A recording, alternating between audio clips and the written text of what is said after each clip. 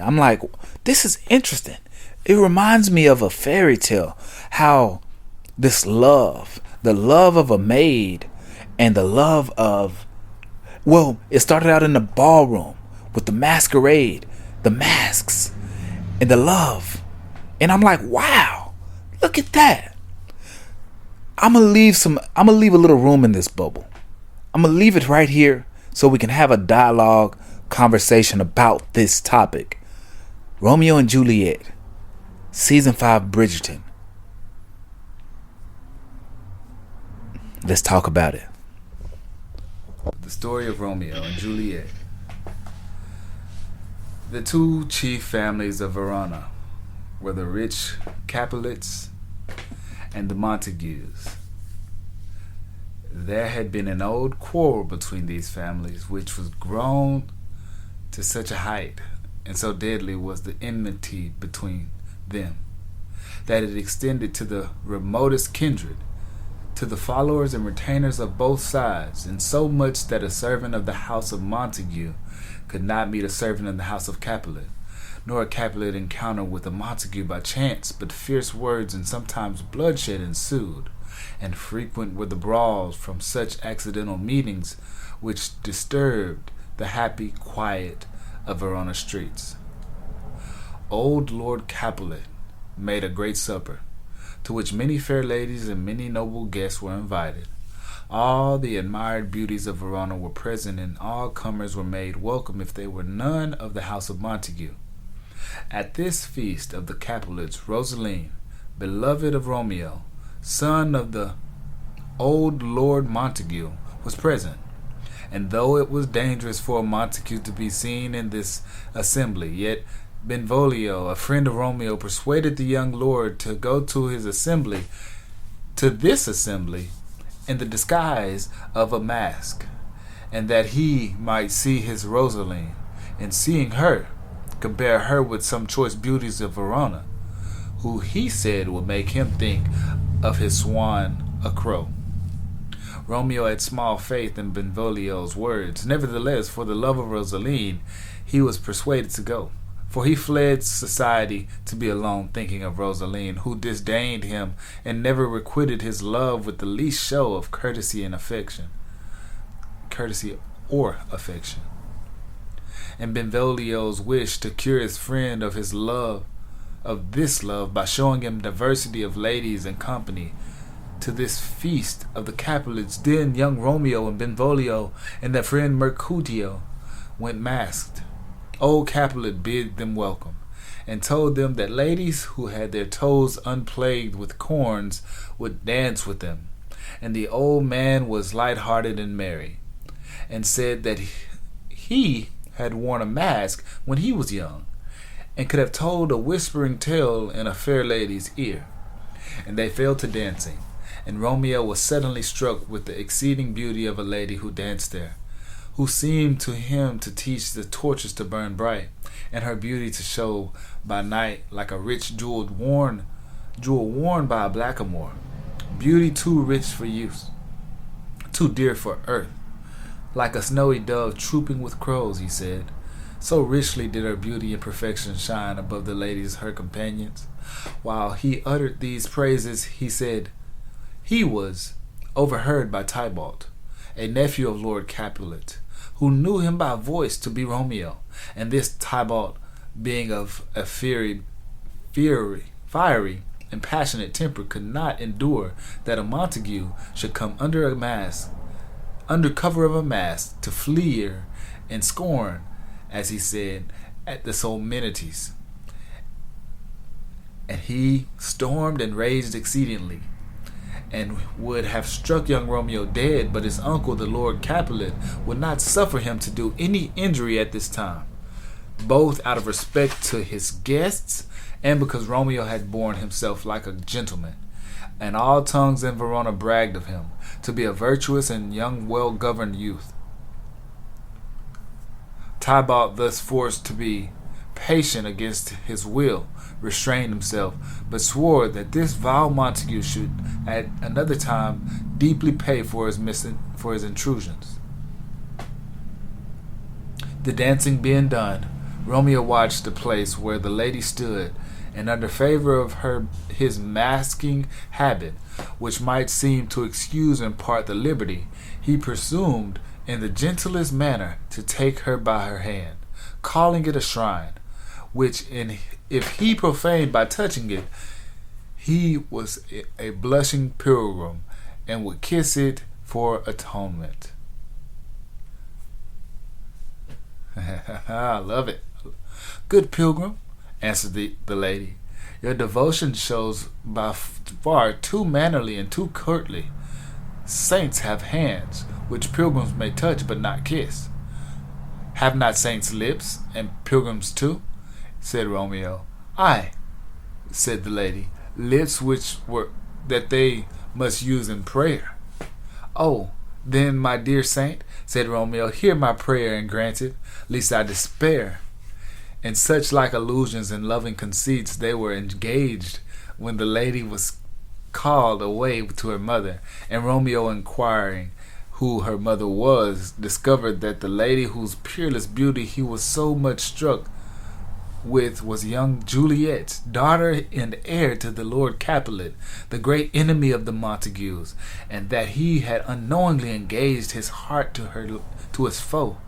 This troubled him, but it could not dissuade him from loving.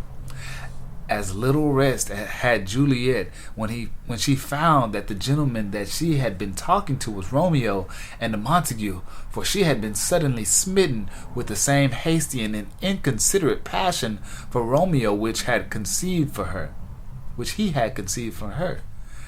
and a prodigious birth of love. It seemed to her that she must love her enemy, and that her affections should settle there, where family considerations should induce her chiefly to hate. It being midnight, Romeo with his companions departed, but they soon missed him, for unable to stay away from the house where he had left his heart, he leaped the wall of an orchard which was at the back of Juliet's house. Here he had not been long, ruminating on his new love, when Juliet appeared above at the window, through which her exceeding beauty seemed to break like the light of the sun in the east, and the moon, which shone in the orchard with a faint light, appeared to Romeo as if sick and pale with grief at the superior lustre of this new sun.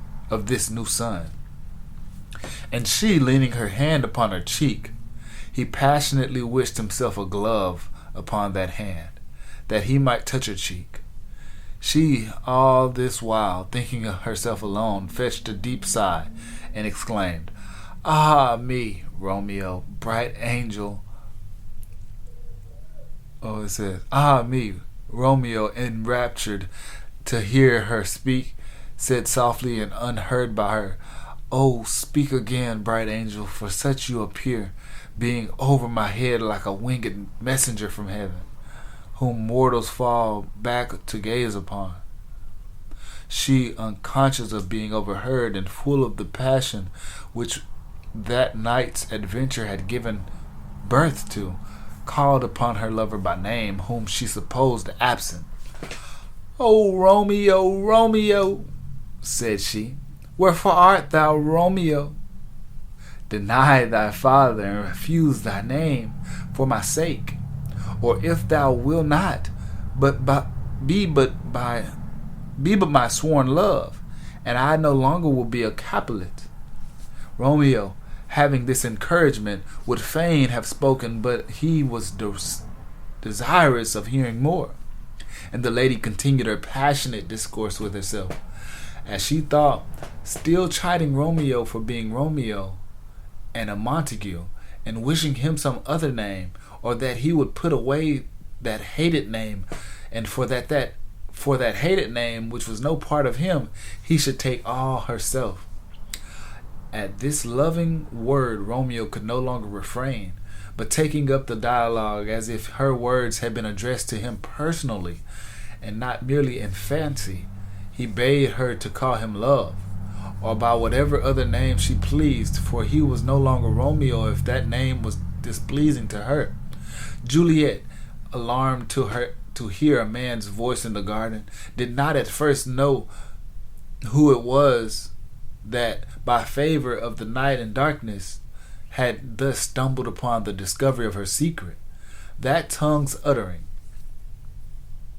But when he spoke again, though her ears had not yet drunk 100 words of that tongue's uttering, yet so nice is a lover's hearing that she immediately knew him to be young Romeo, and she expostulated with him in the danger to which he had exposed himself by climbing the orchard walls, for if any of her kinsmen should find him there, it would be death to him, being a Montague. Alack, said Romeo, there is more peril in your eye than in 20 of their swords. Do you but look kind upon me, lady, I am proof against their enmity. Better my life should be ended by their hate than that hated life should be prolonged to live without your love. How come you into this place, said Juliet, and by whose direction? Love directed me, answered Romeo. I am no pilot, yet wert thou as far apart from me as that vast shore which is washed with the farthest sea, I should adventure for such merchandise. The crimson blush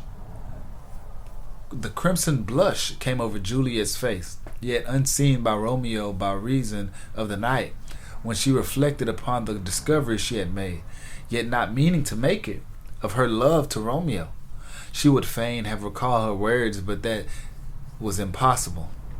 Fain would she have stood upon form and have kept her lover at a distance, as the customs of discreet ladies is to frown and to be perverse, and give their suitors harsh denials at first, to stand off and affect a coyness or indifference while they most love, that their lovers may not think them too lightly or too easily won, for difficulty of attainment increases the value of the object.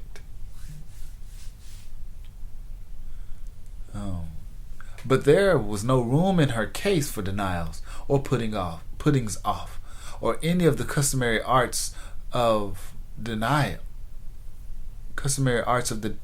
and protracted courtship. Romeo had heard from her own tongue, when she did not dream that he was near her, a confession of her love.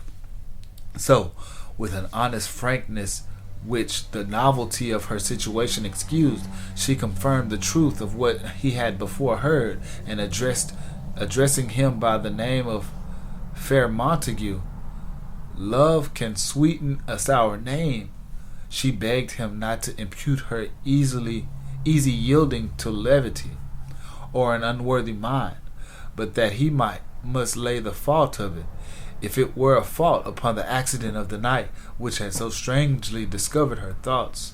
And she added that though her behavior to him might not be sufficiently prudent, measured by the custom of her sex, yet that she would prove more true than many whose prudence was dissembled and their modesty artificially cunning.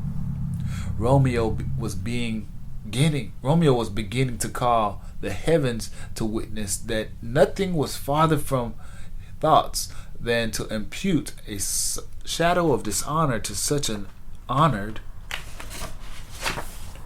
lady. She stopped him, begging him not to swear, for although she joyed in him, yet she had no joy that night's contract. It was too. For although she joyed in him, yet she had no joy of that night's contract. It was too rash, too unadvised, too sudden.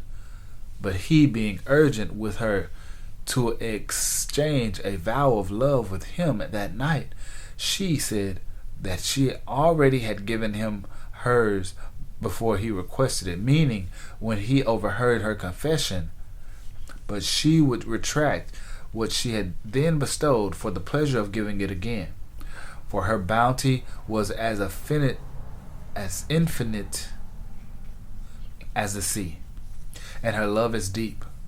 From this loving conference she was called away by her nurse, who slept with her, and thought it time for her to be in bed, for it was near to daybreak.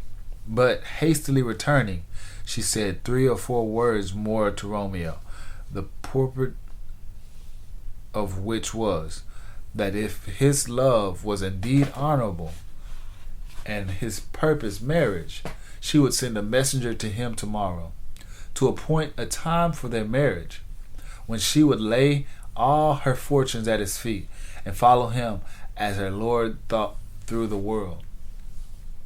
While they were settling at this point, Juliet was repeatedly called for by her nurse, and went in and returned again, for she seemed as jealous of Romeo going from her as a young girl of her bird, which she will let hop a little from her hand, and pluck it back with a silken thread. And Romeo was as loath to part as she, for the sweetest music of lovers is the sound of each other's tongue at night. But at last they parted, wishing that mutually sweet sleep and rest for that night. The day was breaking when they parted, and Romeo, who was too full of thoughts of his mistress and that blessed meeting to allow him to sleep, instead of going home, bent his course to the monastery hard by, to find Frere Lawrence. The good friar was already up at his devotions, but seeing young Romeo abroad so early, he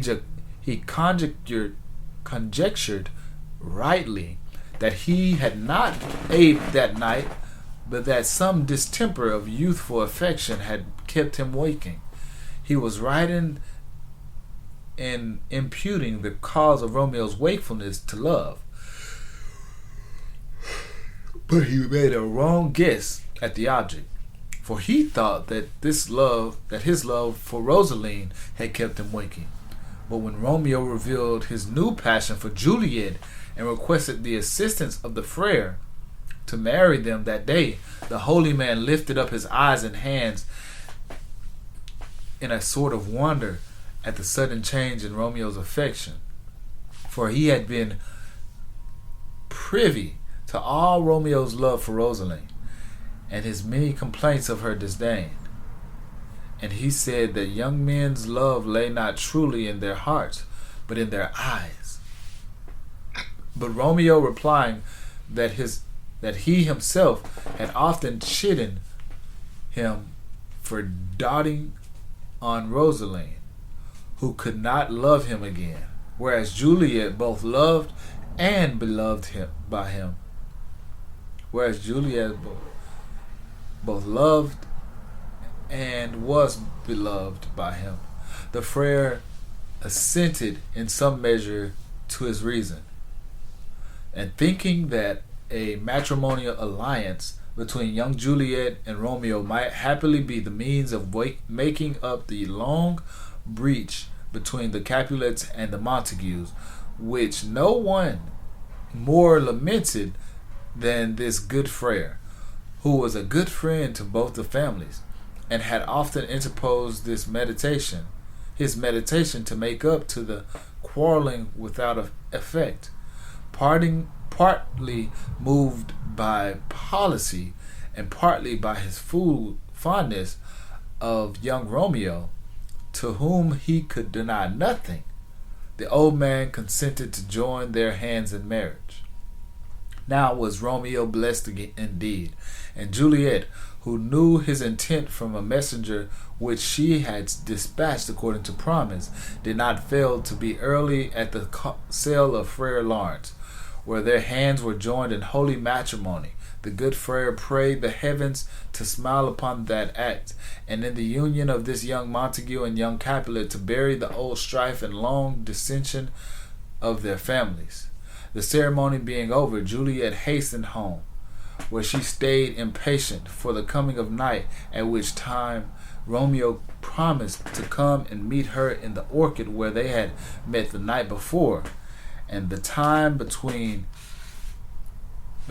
seemed as tedious to her as the night before some great festival seems to an impatient child, that he got new finery which it may not put on till the morning. They're talking about the child, huh? That same day, about noon, Romeo's friends Benvolio and Mercutio, walking through the streets of Verona, were met by a party of the Capulets with the impetuous Tybalts at their head. This was the same angry Tybalt who would have fought with Romeo at the Lord Capulet's feast. He, seeing Mercutio, accused him bluntly of associating with Romeo, a Montague.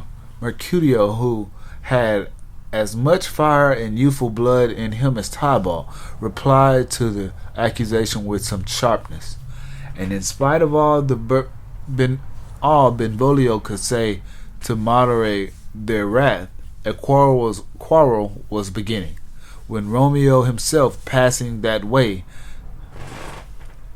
the fierce Tybalt turned from Mercutio to Romeo and gave him the disgraceful appellation of villain. Romeo wished to avoid a quarrel.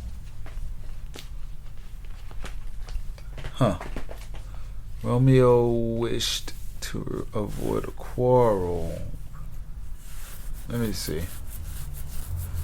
With Tybalt above all men, because he was the kinsman of Juliet and much beloved by her. Besides, this young Montague had never thoroughly entered into family quarrels, being by nature wise and gentle. The name of a Capulet, which was his dear lady's name, was now rather a charm to ally resentment than a watchword to excite fury.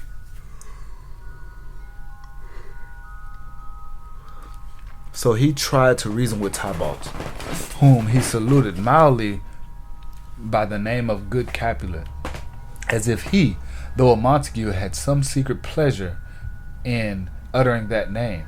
But Tybalt, who hated Montagues as he hated hell, would hear no reason, but drew his weapon, and Mercutio, who knew not of Romeo's motive for desiring peace with Tybalt, but looked upon his present forbearance as a sort of calm, dishonorable submission, with many disdainful words provoked Tybalt to the persecution of his first quarrel with him, and Tybalt and Mercutio fought till Mercutio fell, receiving his death's wound, while Romeo and Benvolio were vainly endeavored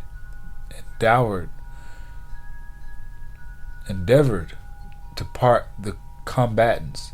Mercutio being dead, Romeo kept his temper no longer, but returned the scornful appellation of villain which Tybalt had given him, and they fought till Tybalt was slain by Romeo. This dead broil falling out in the midst of Verona at noonday. The news of it quickly brought a crowd of citizens to the spot, and among them the Lord Capulet and Montague, with their wives, and soon after arrived the prince himself, who being related to Mercutio, whom Tybalt had slain, and having had the peace of his government often disturbed by these brawls of Montagues and Capulets, came determined to put the law in strictest force against those who should be found to be offenders. Benvolio, who had been eyewitness to the fray, was commanded by the prince to relate the origin of it, which he did, keeping it as near to the truth as he could without injury to Romeo, softening the excusing the part which his friends took in it. Lord Capulet, whose extreme grief for the loss of the kinsman Tybalt made her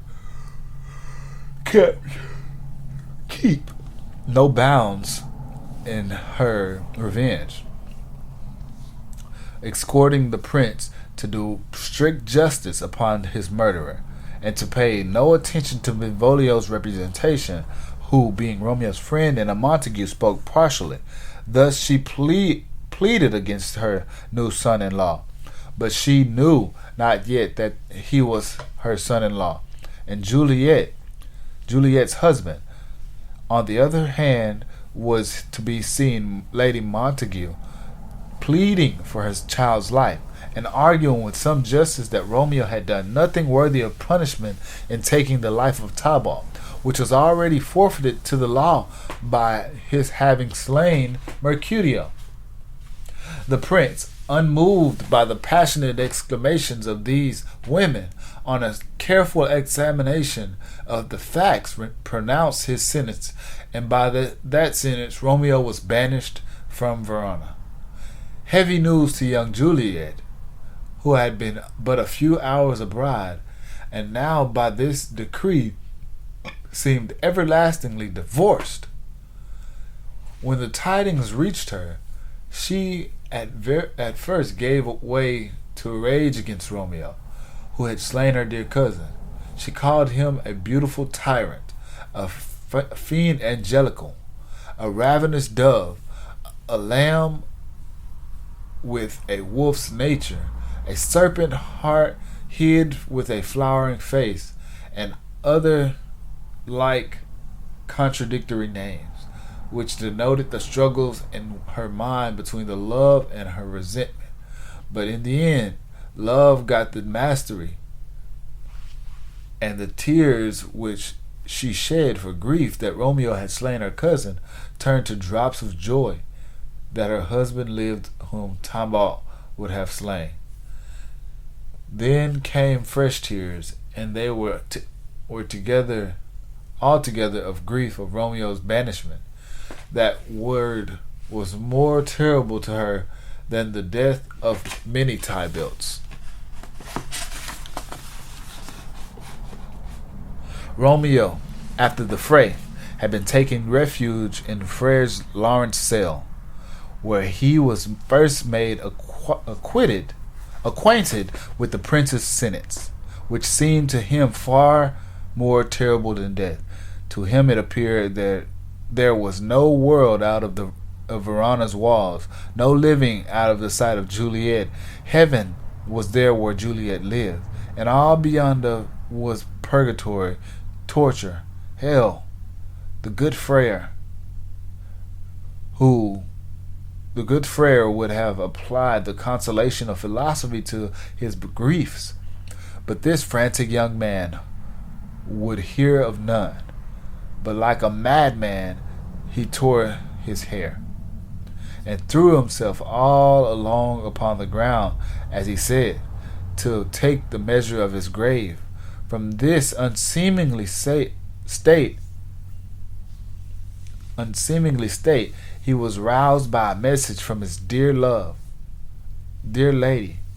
which a little revived him, and then the friar took the advantage of expostulating with him on the unmanly weakness which he had shown. He had slain Tybalt, but would he also slay himself? Slay his dear lady, who lived but in his life?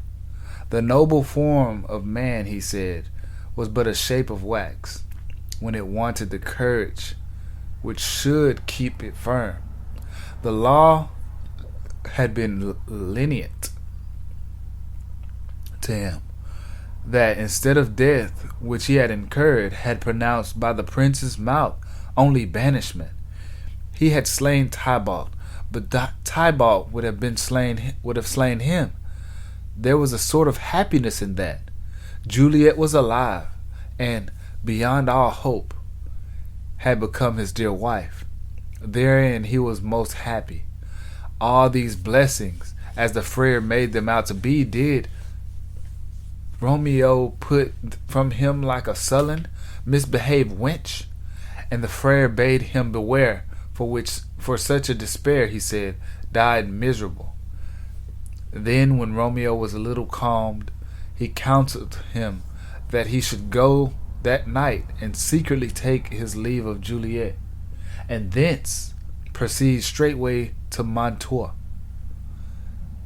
At that place he should sojourn, till the friar found a fit occasion to publish his marriage, which might be a joyful means of reconciliating their families. And then he did not doubt but the prince would be moved to pardon him, and he would return with 20 times more joy than he had forth with grief. Romeo was convinced by these wise counsels of the friar, that took his leave to go and seek his lady, purposing to stay with her that night, and by daybreak pursue his journey alone to Mantua, to which place the good friar promised to send him letters from time to time, acquainting him with the state of affairs at home. That night Romeo passed with his dear wife, gaining secret admission to her chamber from the orchid in which he had heard her confession of love the night before. That had been a night of unmixed joy and rapture. But the pleasures of that night, and the delight which these lovers took in each other's society, were sadly allied with the prospect of parting, and the fatal adventures of the past day. The unwelcome daybreak seemed to come up too soon, and when Juliet heard the morning song of the lark, she would fain have persuaded herself that it was the nightingale which sings by night, but it was too truly the lark which sang, and a discordant and unpleasing tone it seemed to her, and the streaks of day in the east too certainly pointed out that it was time for these lovers to part. Romeo took his leave of his dear wife with a heavy heart, promising to write to her from Mantua every hour in the day. And when he had descended from her chamber window, as he stood below her on the ground, in that sad foreboding state of mind in which she was, he appeared to her eyes as one dead in the bottom of a tomb. Romeo's mind misgave him in like manner, but now he was forced hastily to depart, for it was death for him to be found within the walls of Verona after daybreak. This was but the beginning of the tragedy of this pair of star-crossed lovers. Romeo had not been gone many days before the old Lord Capulet proposed a match for Juliet. The husband he had chosen for her, not dreaming that she was married already, was Count Paris, a gallant, young, and noble gentleman, no worthy suitor to the young Juliet if she had never seen Romeo, no unworthy suitor to the young Juliet if she had not ever seen Romeo. Terrified, Juliet was in a sad perplexity at her father's offer. She pleaded her youth unsuitable to marriage, the recent death of Tybalt, which had left her spirits too weak to meet a husband with a face of joy, and how discordious it would show for the family of the Capulets to be celebrating a nuptial feast, when his funeral solemnities were hardly over. She pleaded every reason against the match, but the true one, namely, that she was married already. But Lord Capulet was deaf to all her excuses, and in a preparatory manner ordered her to get ready, for by the following Thursday she should be married to Paris, and having found her a husband rich, young, and noble, the proudest maid in Verona might joyous accept, he could not bear out of an affectuous coyness, and as he constructed her denial, she should oppose obstacles to her own good fortune. In this extremity, Juliet applied to the friendly friar, always to a counselor in distress, and as she asked her if she had resolution to undertake a desperate remedy, and she answered that she should go into the grave alive rather than marry Paris, her own dear husband living, he directed her to go home and appear merry, and give her consent to marry Paris according to her father's desire. And on the next night, which was the night before the marriage, to drink off the contents of a phial, which he then gave her, the effect of which will be that the 42 hours after drinking it should appear cold and lifeless. That's pretty crazy. That when the bridegroom came to fetch her in the morning, he would find her to appearance dead. That then she would be born, as the manner in that country was, uncovered on a bier, to be buried in the family's vault.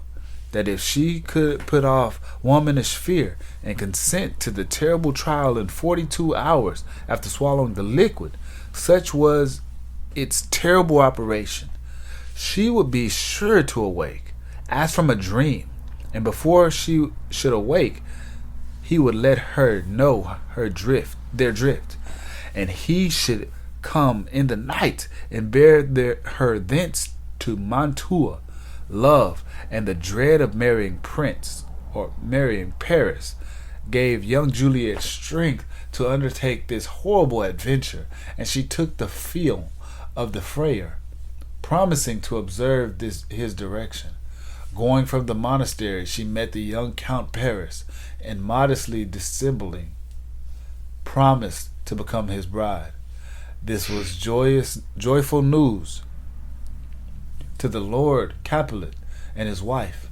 It seemed to put youth into the old man, and Juliet, who had displeased him exceedingly by a refusal of the Count, was darling again. Now she promised to be obedient. All things in the house were in a bustle against the approaching nuptials. No cost was spared to prepare such festival rejoicings as Verona had never before witnessed. On the Wednesday night, Juliet drank off the portion. She had many misgivings lest the friar, to avoid the blame which might be imputed to him for marrying her to Romeo, he had given her poison. But then he was always known for a holy man. Then least she should take away before the time that Romeo was to come for her.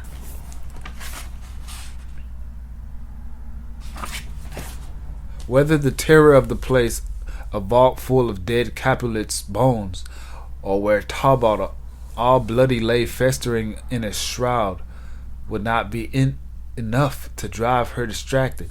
Again she thought of all the stories she had heard of spirits haunting the place where their bodies were bestowed. But then her love for Romeo and her aversion for Paris returned, and she desperately swallowed the draught and became insensible. When young Paris came early in the morning with music to awaken his bride, instead of a living Juliet, her chamber presented the dreary spectacle of a lifeless corpse. What death to his hopes! What confusion then reigned through the whole house! Poor Paris lamenting his bride, whom most detestable death had beguiled him of, had divorced from him even before their hands were joined. But still more piteous was it to hear the mournings of the little old Lord and Lady Capulet, who, having but this one poor loving child to rejoice solace in, cruel death had snatched her from the sight from their sight, just as their careful parents were at the point of seeing her advanced, as they thought, by a promising and advantageous match. Now all things that were ordained for the festival were turned from their properties to do the office of a black funeral. The wedding cheers served for a sad burial feast. The bridal hymns were changed to sullen dirges, the sprightly instruments to melancholy.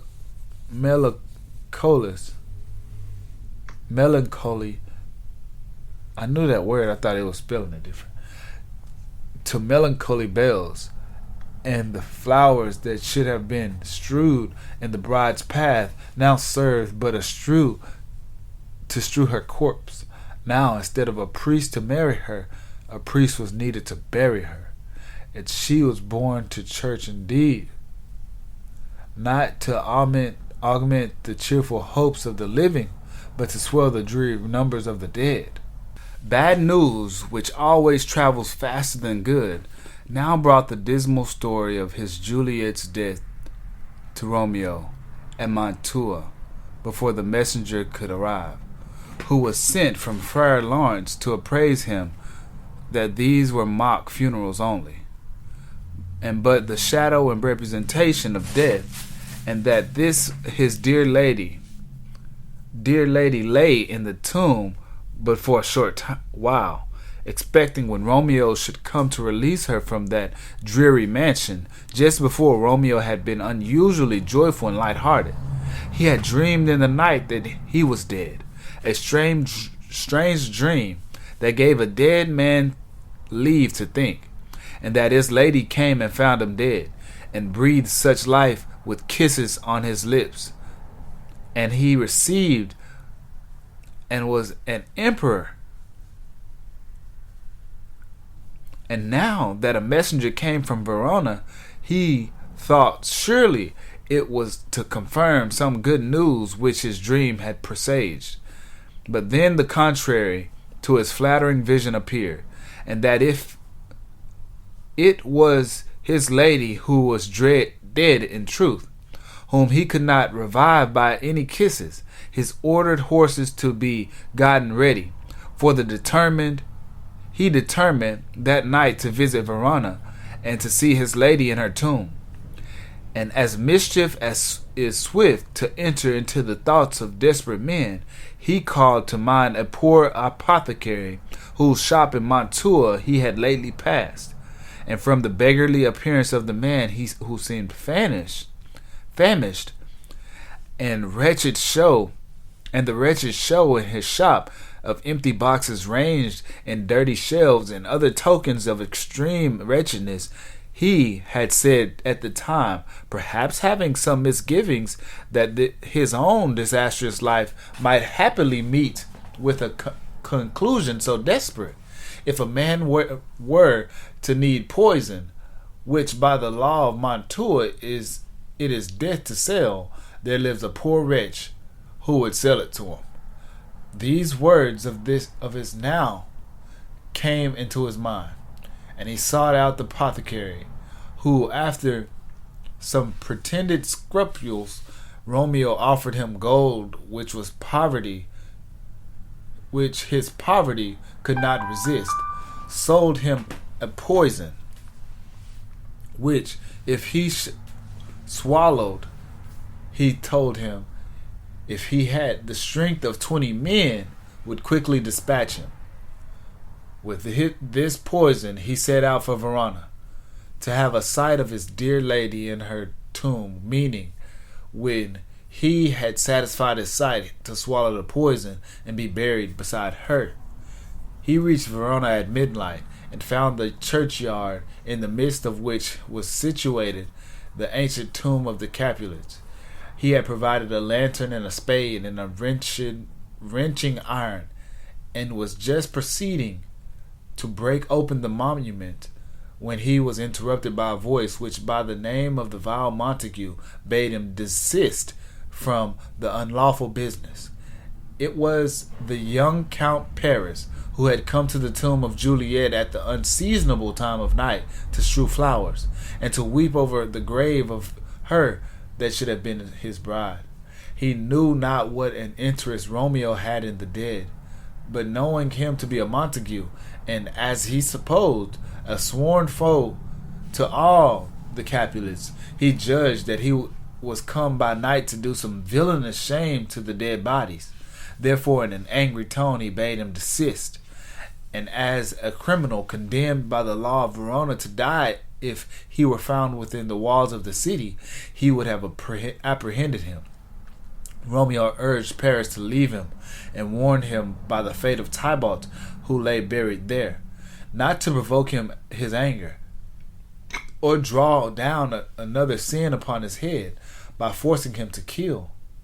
But the Count in scorn refused his warning, and laid hands on him as a felon, which Romeo resisted, then fought, and Paris fell.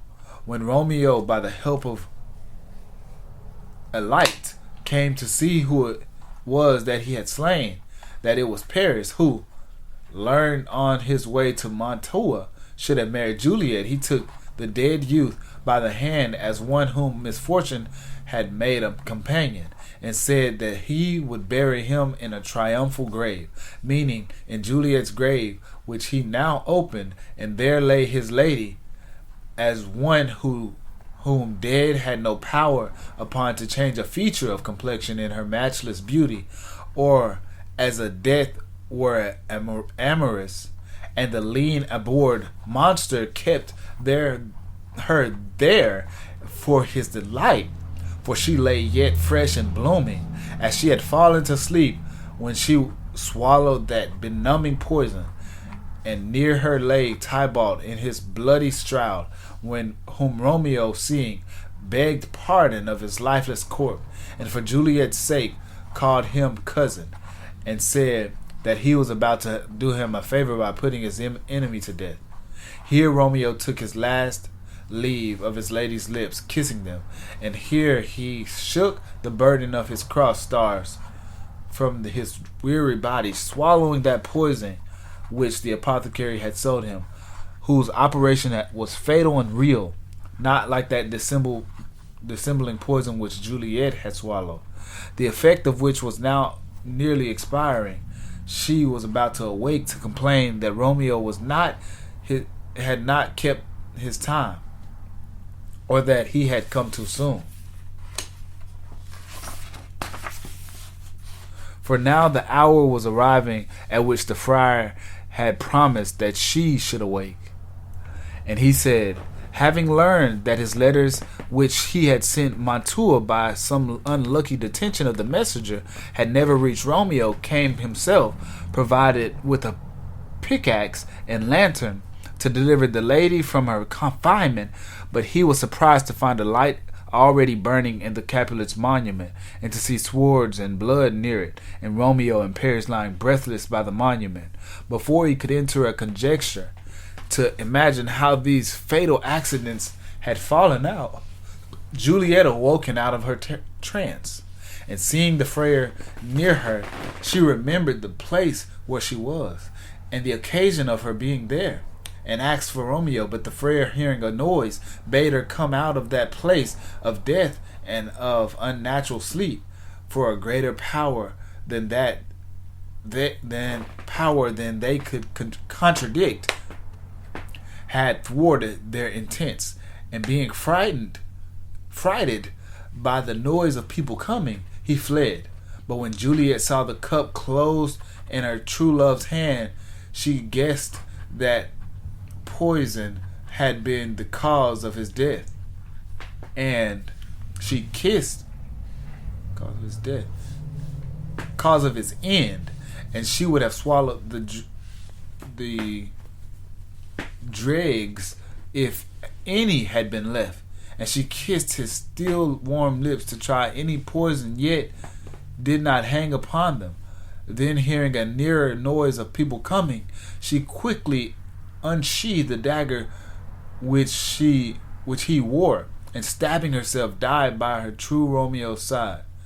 The watch by this time had come up to the place, a plague belonging to Count Paris, who had witnessed the fight between the master and Romeo, who had given the alarm, which had spread among the citizens who went up and down the streets of Verona confusingly, exclaiming, "A Paris, a Romeo, a Juliet," as the rumor had imperfectly reached them, till the uproar brought Lord Montague and Lord Capulet out of their beds with the prince to inquire into the causes of the disturbance. The friar had been apprehended by some of the watch, coming from the churchyard, trembling, sighing, and weeping in a suspicious manner. A great multitude being assembled at the Capulet's monument, the friar was demanded by the prince to deliver what he knew of these strange and disastrous accidents. And there, in the presence of the old Lord Montague, Capulet, he faithfully related the story of their children's fatal love, the part he took in promoting their marriage, in the hope that that union, to the end of the long quarrels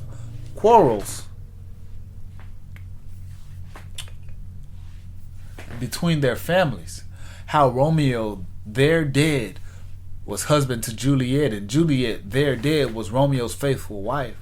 How before he could find a fit opportunity to divulge their marriage, another match was projected for Juliet, who, to avoid the crime of a second marriage, swallowed the sleeping draught as he advised, and all thought her dead. How meanwhile he wrote to Romeo to come and take her thence when the force of the portion should cease, and by what fortune miscarriage of the messenger and the letters never reached Romeo. Further than this, the friar could not follow the story, nor knew more than that.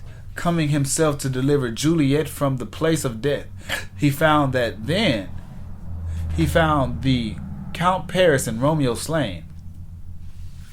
The remainder of the transactions was supplied by the narration of the page who had seen Paris and Romeo fight, and by the servant who came with Romeo from Verona, to whom the faithful lover and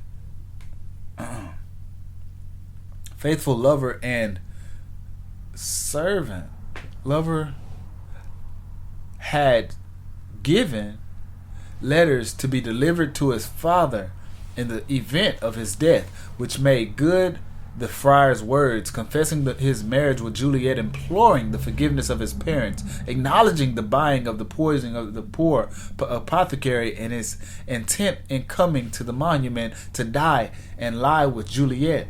All these circumstances agreed together to clear the friar from any hand he could be supposed to have had in these complicated slaughters, further than as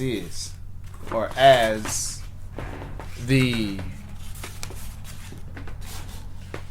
unintended consequences of his own well-meant yet too artificial and subtle contrivances.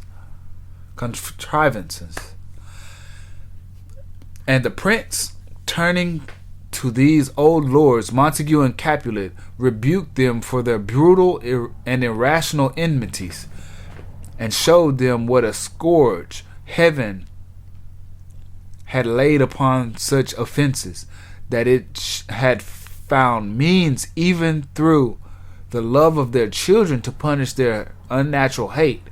And these old rivals, no longer enemies, agreed to bear their long strife in their children's graves, and Lord Capulet requested Lord Montague to give him his hand, calling him by name of brother, as if acknowledgement of the union of their families by the marriage of the young Capulet and Montague, and saying that Lord Montague's hand, in token of reconciliation, was all that he demanded for his daughter's jointure.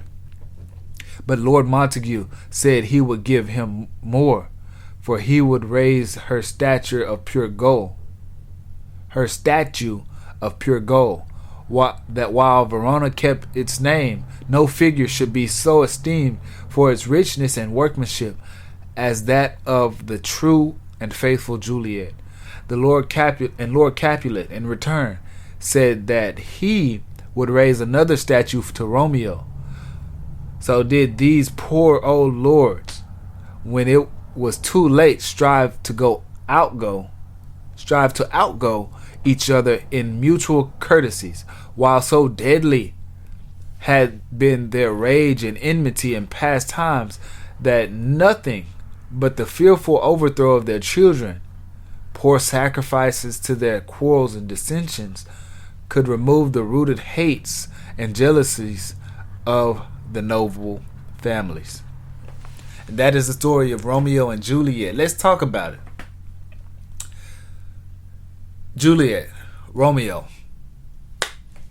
Let's describe what they did. Romeo was encapsulated with love, right? Encapsulated by this moment, this dance, this connection. Encapsulated. So encapsulated that he jumped over the orchid just to be in her backyard. She so encapsulated by the man, even though she knew it was a Montague, Romeo. You know, these little things, I mean, she was willing to give it all up for him. And of course, she made it clear if he could arrange to it to be perfect and make it happen, she was down for the count. She was willing to do it. And so she did it. She became his wife. How wonderful, right? Listen. Now, we got the other characters. We got the cousin, Tybalt. We got, we got the dad. We got both dads, right? The Capulet dad and the Montague dad. We got, the prince, the guy who wants to marry her, Paris, Count Paris. We got him. We got other stuff going on, right? We got the guy the friar who gives counsel, if you will, so that they might make a decision, not off of emotion, but off of counsel, a well-advised decision. And then we have situations, okay? Situations as in people need to gain their voice, their respect, the things that they need. We got these things happening, and as these things are happening, we got a sense of status, a sense of power. And we have the noble Romeo who has a heart for authority, who is gentle and, what was the word they used? He's gentle and reserved, or gentle and calm, something like this. But yet, whenever it was time to fight, he slayed his opponents, slaying Tybalt, slaying Paris. Both these guys being high rank, but Romeo's the direct son of the Montague lord, and so he has I guess he has skills as well. And so, and then his best friend Mercutio and Benvidio, Mercutio, he was murdered, right? And this was out of just out of a spiteful instance. Well, we can look at it. We could say that, yeah. But let's talk about the story. Let's talk about the way that the story flowed, right? Such an impactful beginning. I'm getting a direct Bridgerton season. What is it? Season 5? This latest season? Direct Bridgerton attachment of this latest season. As soon as I watched the episode of Bridgerton, I was thinking about it. I'm like, this is interesting. It reminds me of a fairy tale. How this love, the love of a maid and the love of, well, it started out in the ballroom with the masquerade, the masks, and the love. And I'm like, wow, look at that. I'm gonna leave a little room in this bubble. I'm gonna leave it right here so we can have a dialogue, conversation about this topic. Romeo and Juliet, season 5, Bridgerton. Let's talk about it.